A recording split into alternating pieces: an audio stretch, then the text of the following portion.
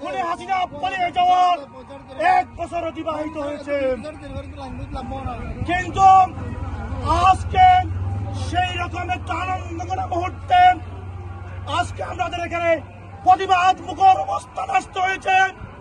শুধুমাত্র বাংলাদেশের বিরুদ্ধে ষড়যন্ত্র হওয়ার কারণে, আগামী জাতীয় সংসদ নিয়ে ষড়যন্ত্র হওয়ার কারণে আমরা স্পষ্ট ভাষায় বলে দিতে চাই, সেরকম ষড়যন্ত্র আমরা বরদাস্ত করব না। বাংলাদেশকে আরেকটি 1-11-এর দিকে ধাবিত করা হচ্ছে। গতকাল একটি উপদেষ্টা বলেছেন বাংলাদেশ থেকে 1-11 সৃষ্টি হওয়ার সম্ভাবনা তৈরি হচ্ছে। আমরা যারা 16 বছর এইখানে রক্তের বিনিময়ে, রাজপথে গ্রামের বিনিময়ে স্বৈরাচার শেখ হাসিনাকে পতন করেছেন, তারা বাংলাদেশের বিরুদ্ধে, বাংলাদেশের সার্বভৌমত্বের বিরুদ্ধে কোন ষড়যন্ত্র বরদাস্ত করবে না।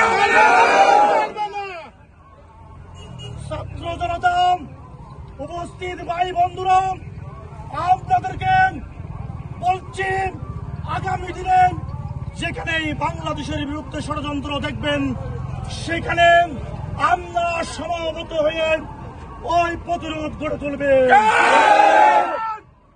বাংলাদেশ আজকে 5 আগস্ট 2 সহস্রাধিক রক্ত ঋণে অর্জিত স্বাধীনতা। দীর্ঘ 16 বছর আমরা বিএনপির নেতা কর্মীরা প্রায় 4000-এর অধিক নেতা কর্মী বিএনপির শহীদ হয়েছে। আমরা মনে করবেন না আমরা এই রক্ত পিতা যেতে দিব, কখনো এই রক্ত পিতা যেতে দিব না। আমাদের বুকের উপর, আমাদের রক্তের উপর, আমাদের গ্রামের উপর এই স্বাধীনতা আমরা কোন বিদেশে প্রভুদের কাছে বিক্রি হতে উপস্থিতি। আজকে এইখানে কেন বাংলাদেশের বিরুদ্ধে ষড়যন্ত্র হবে?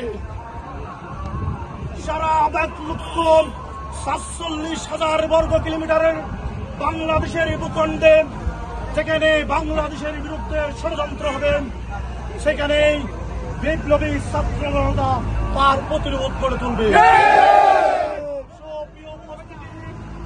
আপনাদেরকে বলতে চাই, এই রক্ত দিয়ে কেনা, এই গ্রামের উপর অর্জিত স্বাধীনতা আমরা কখনো অন্যদের হাতে পুতুল হতে দিব না।